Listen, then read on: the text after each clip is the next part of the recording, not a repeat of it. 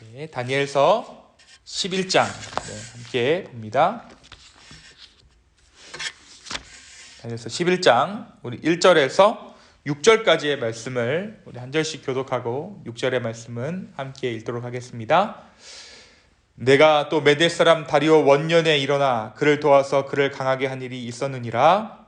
이제 내가 탐구한 것을 내게 보이리라. 보라, 바사에서 또 새 왕들이 일어날 것이요 그 위에 넷째는 그들보다 심히 부요할 것이며 그가 그 부요함으로 강하여진 후에는 모든 사람을 충동하여 헬라 왕국을 칠 것이며 장차 한 능력 있는 왕이 일어나서 큰 권세로 다스리며 자기 마음대로 행하리라. 그러나 그의 강성할 때에 그의 나라가 갈라져 천하 사방에 나누어질 것이나 그의 자손에게로 들어가지도 못할 것이요 또 자기가 주장하던 권세대로도 되지 아니하리니 이는 그 나라가 뽑혀서 그 외에 다른 사람들에게로 돌아갈 것입니다. 남방의 왕들은 강할 것이나 그 군주들 중 하나는 그보다 강하여 권세를 떨치리니 그의 권세가 심히 클 것이요 몇 해 후에 그들이 서로 다합하니니 곧 남방왕의 딸이 북방왕에게 가서 화친하리라. 그러나 그 공주의 힘이 쇠하고 그 왕은 서지도 못하며 권세가 없어질 뿐 아니라 그 공주와 그를 데리고 온 자와 그를 낳은 자와 그때에 도와주던 자가 다 버림을 당하리라. 아멘. 오늘은 나같이 다니엘서 11장의 말씀을 가지고 함께 묵상하도록 하겠습니다. 우리가 10장의 말씀을 통해서 어떤 말씀을 나눴습니까? 금식 가운데 하나님의 묵시를 받았던 다니엘의 이야기를 함께 나누었죠. 다니엘이 나라와 민족을 위해서 기도하기 시작했을 때 하나님께서는 다니엘에게 천사를 시키셔서 다니엘에게 하나님의 묵시를 전달하고자 했어요. 근데 이 천사가 도착하고 나서 어떤 이야기를 합니까? 바사 제국의 왕이, 그러니까 바사 제국의 영적인 세력, 그 뒤를 조장하고 있는 우두머리, 영적인 우두머리가 이 천사를, 나를 잡아두어서 21일간 지체될 수밖에 없었음을 어제 우리가 말씀을 통해서 알 수 있었습니다. 그러면서 어떤 이야기를 함께 나눴습니까? 사단은 지체할 수는 있지만, 지연시킬 수는 있지만 하나님의 계획을 취소시킬 수는 없다라는 사실을 우리가 어제 말씀 가운데 함께 나누었죠. 이렇게 90세 노인 다니엘에게 하나님의 묵시가 전달됩니다. 그리고 오늘은 이 묵시의 구체적인 내용들이 어떠한 내용이었는지 함께 나누도록 하겠습니다. 먼저 오늘 말씀 4절까지의 말씀을 통해서 바사와 그러니까 페르시아와 헬라, 그리스의 등장과 쇠퇴를 알립니다. 그리고 헬라에서 갈라져 나온 네 제국의 그 뿌리에 대해서 이야기하죠. 북방왕이 등장하는 배경을 설명하고 있습니다. 이 묵시를 통해 전개된 사건들이 실제적인 역사를 통해 이루어졌음을 증명하고 있는 것입니다. 5절 이하에서는 알렉산더 왕이 죽고 난 이후에, 그리스의 알렉산더 왕이 죽고 난 이후에 사후에 분열된 헬라 제국의 네 왕국 중 남방의 애굽 왕국과 이집트 왕국과 북방의 시리아 왕국 간의 전쟁에 관해서 예언된 내용입니다.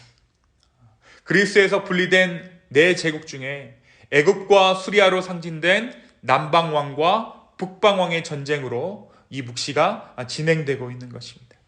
그리고 이 전쟁을 또다시 4차 전쟁으로 구분하였습니다. 그리고 나서 이제 21절 이하는 셀류쿠스 왕조 8대 왕 안티오쿠스 에피파네스에 대한 예언에 대한 부분입니다. 이 에피파네스 왕이 어떤 왕인가? 역사적으로 이 임금 아래에서 유다 사람들은 가장 큰 어려움을 당했어요. 박해를 당합니다. 이 에피파네스 왕이 막강한 군사력으로 남방 애굽을 침공해서 승리했는데 본국 시리아로 돌아가던 중에 이스라엘을 들려요. 그리고 그 막강한 군대로 이스라엘 또한 침공합니다. 그래서 유대 땅을 정복했죠. 그런데 그냥 유대 땅을 정복하고 만 것이 아니라 이 왕이 어떻게 하냐면 성전을 더럽힙니다. 성전에서 음란한 제사를 드리고 부정한 음식인 돼지고기를 백성들에게, 이스라엘 백성들에게 먹도록 강요했습니다. 또한 유대인들이 조상 대대로 지켜오던 안식일을 지키지 못하게 만들어요. 각종 절기 행사, 번제 제사, 할례, 이 모든 것 금지시킵니다. 그리고 아예 하나님의 말씀을 끌어내고자 모든 율법서를 불에 태웁니다. 그리고 만약 하나라도 이 금지 조항 중에 왕이 하지 말라는 이 금지 조항을 지키지 아니하면 모두 사형에 처했어요. 이 다니엘의 묵시는 지금 그때를 예언하고 있는 것입니다. 이때가 언제입니까? 예수님께서 오시던 그 무렵의 일이에요. 그런데 이 다니엘의 묵시가 단순히 이 악한 왕이었던 에피파네스의 등장을 예언한 것으로 끝나는 것이 아닙니다. 이 다니엘의 묵시는 이스라엘 백성들에게 끊임없이 마지막 날에 대한 생각을 품게 하였어요. 그리고 이와 같은 생각들은 자연스럽게 다니엘의 이 묵시가 연결된 것은 요한이 받았던 세상 종말에 대한 계시, 그러니까 요한계시록과 연결시키게 되었습니다. 이 세상의 마지막 때에 이 에피파네스 왕이 이스라엘을 핍박했던 것처럼, 또한 당시 1세기에 실제로 그들이 핍박을 당했던 것처럼 이 땅의 교회들이 마지막 때에 사단의 세력들에 의해서, 적그리스도들에 의해서 핍박받을 것이다 라는 것을 생각하게 됐다라는 것이죠.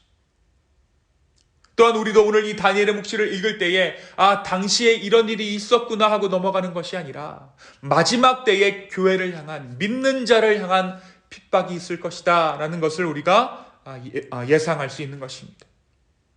사랑하는 성도 여러분, 종교적인 문제가 아닌 것처럼 감추어진 세상사입니다. 종교적인 문제로 억압받는 것은 일부 나라에 관한 일이라고 생각할 수 있어요. 우리가 살아갈 때 아무도 교회 다닌다고 우리를 핍박하지 않습니다. 하지만 결국 모든 문제는 어떠한 문제입니까? 이 믿음에 관한 문제예요. 그리고 마지막 때에 모든 문제가 무엇을 믿는가에 대한 문제로 귀결될 것입니다. 조금 더 뚜렷하게 우리는 그 일들을 겪게 될 것이에요. 그리고 이 무엇을 믿는가에 대한 이 문제로 말미암아 많은 사람들이 핍박을 당하고 목숨의 위협을 받게 될 것입니다. 그렇습니다. 이 교회를 지켜나가야 하는 것, 그래서 중요한 것이죠. 우리가 기도해야 하는 것, 날마다의 삶 가운데 예배해야 하는 것, 오늘 이 순간 지금 기도해야 하는 이유는 단순히 개인적인 차원의 구원의 문제가 아니라 이 세상을 다스리고 있는 왕으로 누구를 인정하는가에 대한 문제라는 것입니다. 우리는 지금 시대적인 사명을 안고 오늘 이 자리에 기도하러 온 것이에요. 우리는 매 예배의 순간에, 그리고 기도의 순간에 은혜 받기를 간구해야 합니다. 그리고 그 은혜의 목적은 다름 아닌 마지막 때를 위해 준비하는 은혜라는 것을 우리는 오늘 말씀을 통해 다시 한번 깨닫게 됩니다. 우리의 기도가, 또 하나님께서 우리 가운데 주시는 그 은혜가, 우리는 개인적인 문제로 기도하러 나왔지만 그 기도를 통해서 하나님 어떠한 일을 이루어 가시는가? 이 땅에 믿음 있는 자들을 지키는 기도가 된다는 것이에요. 그래서 오늘 이 아침의 기도가 중요합니다. 오늘 받은 은혜가 바로 우리를 구원하는 은혜이기 때문입니다. 오늘 이 아침에 우리가 기도하며 주 앞에 나아갈 때 성령께서 우리 가운데 은혜 주실 줄로 믿습니다. 그 은혜로 이 마지막 때에 정말 믿음 지키며 살아가는 자들에게 하나님께서 주시는 그 생명을 지켜나가는 놀라운 축복이 있게 되기를 예수님의 이름으로 축원합니다. 사랑하는 성도 여러분, 오늘 이 다니엘서 11장의 말씀이 길고 어렵죠. 그러나 이 11장의 말씀이 또 한 가지 중요한 메시지를 말해주고 있어요. 그것은 바로 하나님께서 역사의 주관자라는 사실이에요. 모든 것이 사람들 마음대로, 또한 권력 있는 사람들 마음대로, 혹은 돈이 가진 권력이 세상을 주관하는 것처럼 보이지만 하나님께서 역사의 주관자이시며 하나님의 계획 안에서 세상의 모든 일들이 진행되어지고 있다는 사실을 오늘 이 아침에 우리가 말씀을 통해 확인할 수 있습니다. 오늘 다니엘서에 기록된 사건들은 먼 훗날, 이 다니엘의 때가 아니라 먼 훗날 이스라엘과 그 주변 나라에서 실제로 일어나게 돼요. 여러분, 그런데 역사적으로 어떻습니까? 신약과 구약 사이에 이른바 암흑기라고 해서 시간의 단절이 있었어요. 이때 하나님께서 아무런 말씀도 하지 않으십니다. 아무도 계시를 받지 않아요. 근데 우리가 한 가지 생각해 볼 것이, 과연 하나님께서 말씀하신 자가 말씀하시지 않았는가? 아니면 우리 중에 깨어있는 자가 없어서 하나님의 말씀을 제대로 대언할 만한 선지자가 나지 않았기에 이 신구약 중간기가 암흑기가 되었는가는 아무도 알 수 없는 것이에요. 신약과 구약 사이에 꽤 많은 시간의 단절을 우리가 보고 있지만, 그 단절된 시간 가운데서도 여전히 하나님께서 일하고 계셨음을 우리는 이 사실을 통해 알 수 있는 거예요. 다니엘서에서 다니엘이 예언을 받고 그 중간에 성경 말씀에 아무것도 기록되어져 있지 않지만 마침내 세례 요한 때에, 그리고 1세기 때에 그 일이 이루어진 것은 하나님께서 단절된 시간 가운데서도 여전히 신실하게 일하고 계셨음을 우리는 이 말씀을 통해 알 수 있다는 것이죠. 그렇다면 이 사실이 우리의 삶 가운데 말해주는 것은 무엇입니까? 우리의 삶 가운데 우리의 삶에 하나님이 침묵하실 때가 있어요. 아무런 말씀을 하지 않으실 때가 있습니다. 그러나 하나님께서는 바로 그때에도 신실하게 우리의 삶을 주관하고 계신다는 사실이에요. 우리 주님은 침묵을 통해 말씀하시는 하나님이십니다. 하나님께서 침묵하실 때 어떤 사람들은 하나님께 실망해서 자기의 뜻대로 자기의 마음대로 세상을 살아가려 합니다. 그러나 어떤 사람은 하나님께서 침묵하실 때 더욱더 마음을 단련하고 더욱더 경건의 자리로 주 앞에 나아가는 자들이 있어요. 바로 그러한 자들을 주님께서 찾으십니다. 침묵하시는 주님, 그러나 신실하신 하나님을 의지하며 나아가는 우리 기쁨의 교회가 되기를 소망합니다. 다니엘은 영원하신 하나님 앞에 시대를 두고 기도했습니다. 자신이 맡은 바를 충성되이 행한 것입니다. 우리 또한 영원의 시간 앞에 오늘 이 세대를 위해 기도해야 하는 사명을 받았습니다. 하나님께서는 기도하는 자들과 기꺼이 주님의 계획을 나누시고 함께 그 일들을 이루어 가시는 분입니다. 우리의 기도가 개인의 신변을 위한 기도로 시작할지 모르지만 이 세대와 이 시대를 담고 있는 기도인 것입니다. 오늘 이 아침에 우리의 기도 가운데 성령님께서 은혜 베풀어 주시기를, 그리하여서 이 하루의 삶 가운데 주께 영광 드리며 하나님의 살아계심을 우리가 목도할 수 있기를 예수님의 이름으로 축원합니다. 이 시간 함께 기도하겠습니다. 주님, 오늘 우리가 이 아침에 깨어 기도하기를 원합니다. 아버지 하나님, 우리가 어떻게 기도할 줄도 모르고 무엇이 기도인 줄도 모르고 무엇을 기도해야 할지도 모르지만, 다만 주님, 우리가 우리의 마음을 아버지 앞에 다 열어보이고 싶습니다.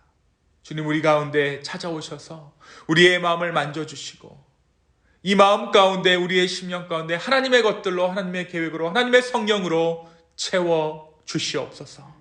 주님 감사합니다. 이 모든 말씀 살아계셔서 역사하시는 예수님의 이름으로 기도하였습니다. 아멘.